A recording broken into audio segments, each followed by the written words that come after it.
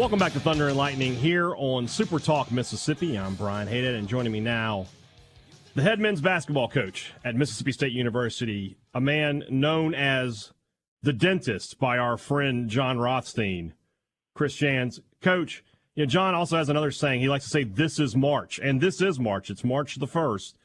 Has it felt like March for you for about the past 5 or 6 weeks? It feels like your team, maybe not in must-win mode every game, but you knew you had to pile up some wins. Yeah, it's felt like March for weeks, not going to lie. I'm used to being in a league where you had to win 3 games at the conference tournament to play in March Madness.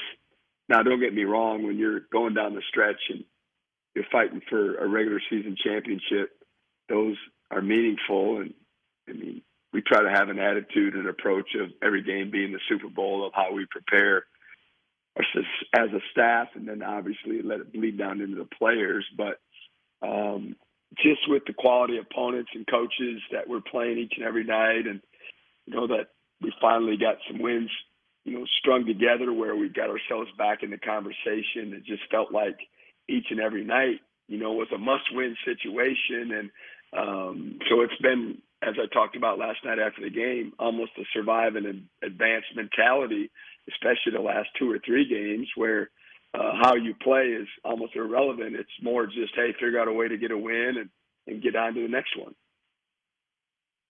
I think coaches like to hear that their teams are mentally tough. I think they take that as a compliment. And I think your team is mentally tough. And I'll just tell you that a year ago, I didn't think they were mentally tough. I just didn't. Is that something that you have to coach, or is that something that they either have it or they don't? Well, I appreciate you saying that. I'd say we're still a work in progress, but we've definitely gotten better in that category. And, yeah, I would tell you most coaches would agree with your sentiment that you would love to have people that are in the know and understand what's going on out there, that your team has some mental toughness to it, because at the end of the day, when you get late in the season and scouting is at an all-time high and familiarity is, strong with everybody that you're playing, you're just going to have those kids stay strong together and fight through the ups and downs of each particular game and the runs that come with it. And this team's definitely gotten better in that category. And I think there's a lot that goes into it. Certainly recruiting has something to do with it. You do your due diligence and try to find guys that fit, the style and personality that you want to have as a program and as a team. And then definitely once you get your group together, you try to put them in situations, create a little bit of adversity at times to see how they're going to handle it, with whatever the case is. You just try to find ways, and experience, helps to put them in those situations. And then certainly when you get to the games, they're in the big end of the pool, if you will, the deep end, and they've got to sink or swim at times. And being in those situations in the games and see how they handle it kind of gives you an idea of where they're at for sure. Just want to point out that within your answer, you refer to me as somebody in the know. So I'm going to put that on my resume. I am a person in the know when it comes to college basketball. I would strive for more. I would strive for more than me telling you you're a guy in the know, okay? Coach, I take what I can get in this life. I do want to talk about the fact that I didn't realize that, when John Rothstein decided to, give me and our program some exposure, I guess, or at least a name, and he's been prone to do for a lot of coaches since he's been handing out these names, that it was going to stick so much locally, and I'm not complaining.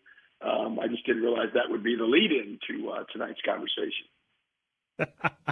I said on Twitter today I had a dentist appointment at 6:20 p.m., so here you are. I'm in the chair with you.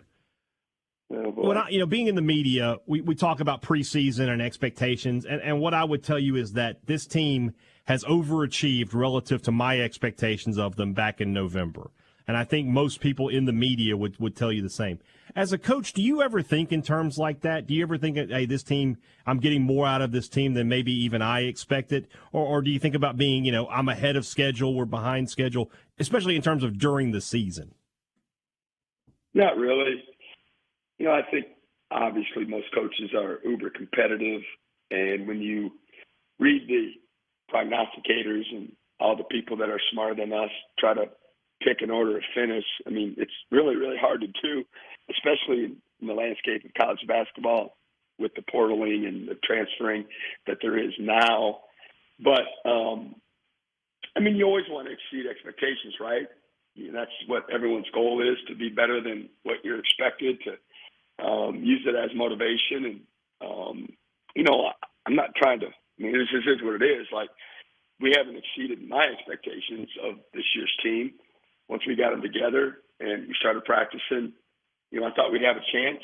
You never know how the season will unfold. And I was obviously clueless to what it's like to go through an SEC schedule. And so I didn't, have anything to compare it to in terms of this team competing in this league. But our staff and our players, I mean, we talked in the fall about, where we wanted to be at this point in the year, and we're there. I mean, certainly I'd love to have another win or two under my belt, but, we don't. And that's where we're at. And we're in this position that every game is so meaningful, and it's that survive and advance mantra already, even though we're not in the conference tournament yet or any other postseason tournament. But at the end of the day, I'll let other people judge if we've exceeded expectations or not. But we're just really focused on trying to prepare for each and every game and get the most out of this team as we head down the stretch. I don't think it's any great mathematical equation to say a team plays better when its best player plays better. And you look at the first 5 games, especially of SEC play. Tolu Smith, I didn't think he was playing very well. Had some rough times, especially at the free throw line. The Alabama game on the road, he turned it around, and since then has been playing at an incredibly high level. What changed for him in terms of his game, maybe his preparation, that's turned him back into the player we had seen the previous years? Yeah, I would agree with everything you said. I'm not sure. I try not to speak for my guys, but I don't know of any one instant or one moment or one play or even one game that turned the tide for Tolu, but he definitely struggled early. One thing that stuck out to me was almost as if he was begging for fouls when he got around the basket, that he would make his move and like his goal was to get fouled rather than actually put the ball in the basket. And he had a lot of attempts that were flailing attempts at the rim. And I was just a little surprised. And I talked to him about it because it's not like he was a veteran of this league, and he knew how physical it was, more so than I did, and should have known that wasn't going to work, that these officials are the best of the best, and they're not going to, get tricked by any of that, flailing around and acting like you got fouled, and it's a physical league regardless of the histrionics that go on sometimes when you're trying to draw a foul. And I believe that had something to do with it. He kind of got back to more focused on just, if I get fouled, I get fouled. I'm going to make this move and not worry about getting blocked or getting fouled and see what happens. And he's got more comfortable in his space. Certainly the system, is new for him, and he understands, what his role is in it and where he's going to get the ball, and all the things that we run specifically for him, and then even in our breakdown offense of where he can, fit in and get touches and get opportunities in space. And what I've been most impressed with is just his growth of now that people have given him so many different coverages around the basket when he has the ball, and he's just handled it for the most part really, really good, especially lately. Like last night, he had 3 assists and 0 turnovers, and he had to handle, some trapping situations. And then even handling, our point guard being trapped off of him because he doesn't shoot the ball from the perimeter, and getting the ball in space and, not being a deer in headlights, being able to function away from the basket like that and make the correct play. And so he's really in a good rhythm, and certainly I think the confidence in the free throw stroke has gotten better and better, and hopefully that's all behind him. Only got maybe a minute left to go, but I think the term glue guy sometimes gets overused.